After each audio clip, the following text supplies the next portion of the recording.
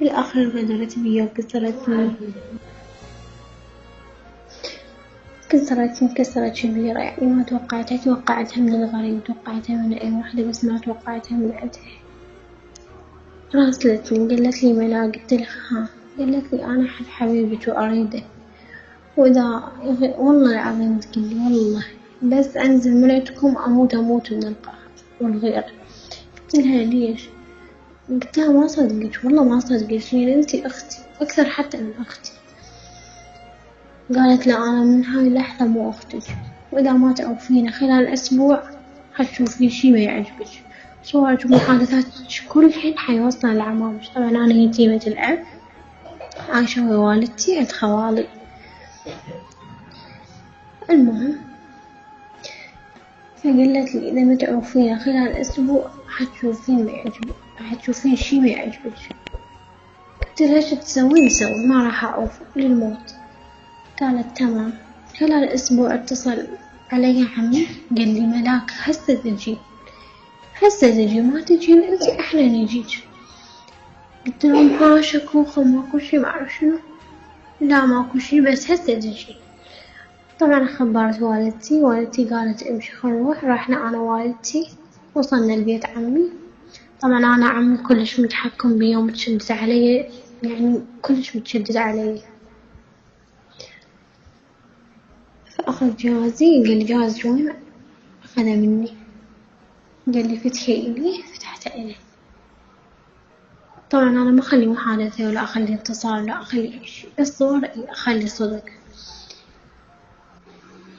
فلزم جهازي فتشه قال هاي الصور منو؟ قلت له ها، قلت له صور واحد مشهور. قال تمام. فقال لي ملاك شنو ضام علي؟ قلت له ما ضام شي. قبل طبوا ولد عمي لزموني موتوني تموت، يعني ما خلوا بجسمي مكان فارغ، والنبي موتوني كلش، وصلت للموت. قال له انتي مو زينة، انتي مو شريفة، انتي مو خوش، احنا كنا نتوقعك شي كبير، كنتي انتي بعيننا كلش كبيرة، فضلناك عن بناتنا وعن خواتنا. شكو وماكو شي. رجع عمس صارني راجلي قال لي انتي مو زينة، انتي مو شريفة الصاحبين. قلت له انا صرت هيجي؟ قال ايه. قلت له اشكرك، وهاي من ذوقك وانت ربيتني، يعني هيك تشكل تربيتك. قال ما توقعت منك هيك. طبعا شاف الصور شاف المحادثات كل حين. واقفة هي بالباب ضحكت وقالت لي أنا مو قلتلك عوفي أحسن لك هيك. خلت ودارت وجهها وراحت. طبعا عمي لزم جهازي ورجع بالقاع. أنا من يعني شفت جهازي تكسر لين أنا لا حافظة رقمه لا حافظة يوزره كل ما حافظته. فعمامي قالولي تظلين هناك. ظليت عندهم 3 أيام عدل. 3 أيام شفت الويل يعاملوني معاملة مو حلوة، انتي وحوش، انتي مو هيجي، انتي هيجي. قلتلهم يعني غلطت غلطة، هيجي تعاملوني لو واحدة من بناتكم تسوون هيجي وياها، هي نذبحها ونسلخها وما أعرف شنو، انتي شي ما عندك أبو ظليتي تسوين هيجي وما أعرف ايش.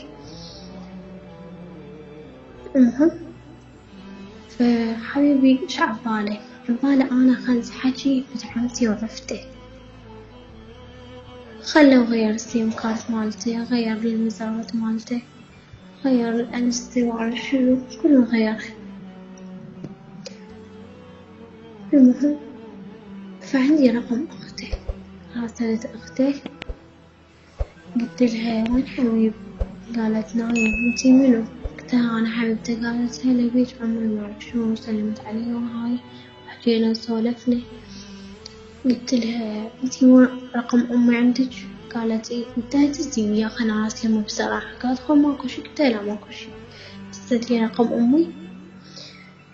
راسلت أمي قلتلها يما تعالي بسرعة لحقيني راح يموتوني. قالت شكو. طبعا هو ما تدري بهاي السالفة كلياتها. شكو ما أعرف شنو. يمه تعالي لحقيني هاي تبارك، طبعا بنت عمي تبارك. قلت له تعالي لحقيني، قالت لهم علي وزم اللي راح يموتون راح يذبحون. قالت هسه جايتش. طبعا عمامي ما انطوني الأم ما أعرف شنو، فأمي حاولت تهددهم بالشرطة وهاي. رحت ويا أمي. ورا فترة اتصلوا عمامي علي، قالولي قالوا لوالدتي ابن عمها يريدها. قالت لهم أمي ما انطيها وما أعرف شنو، خلنا آخذ رأيها هي، إذا موافقة انطيها، إذا ما موافقة ما انطيها. قالوا لها انتي مو بكيفك وتوافق وغصبا عني وعني يطلع وراها وما أعرف شنو. قلت لهم أنا ما أريده، مستحيل آخذ اللي هو مثل أخوي وأكثر. قالوا لي لا تاخذينه. فظليت أمشي وما أعرف شنو. خوالي الوحيدين اللي وقفوا وياي. تعاركوا ويا عمامي، صارت عركة ومشكلة كبيرة، ووصلت المحاكم ووصلت العشاير. ما وافقت على ابن عمي، فأنا من جبتي مشاكل، يعني ردت أوافق بس سحبت لي. أن خوالي قالوا لا تخافين، إحنا وياك، إحنا عمامك، إحنا نصير والدك، لا تخافي، ما عبالك يتيمة ما عندك ظهر. فأنا قلت يا رب يعني هيك اليتيمة يصير بيها، ما حد يحترمها، ما حد يعترف بيها، ينطوها لأي واحد. المهم أخذت حبيبي، قلت لها بس انطيني رقم حبيبي أحكي وياه. قالت ليش ما عندك رقمه؟ قلت لها لا ما عندي رقم. قلت لها انطيني اياه. اعطتني اياه. أرسلت حبيبي قلت له أنا ملاك. قال لي إيه شنو هالغيبة؟ ليش بعد هالفترة هاي كلياتها يلا أجيتي؟ شنو تندمتي؟ قلت له لا بس أنت ما تعرف أي شي. سولفت له، صورت له طبعا حتى يصدق. قال أنا هسه جاي أخطبك. قلت له حبيبي رجاء مو هسه، يعني هسه الجو كلش متوتر ومشاكل أو هالفترة لا تجي. فقال لي ملاك شلون يعني راح تروحين من إيدي؟ قلت له حبيب ما يخالف، أنا راح أحاول، وخوالي واقفين وياي ووالدتي واقفة وياي.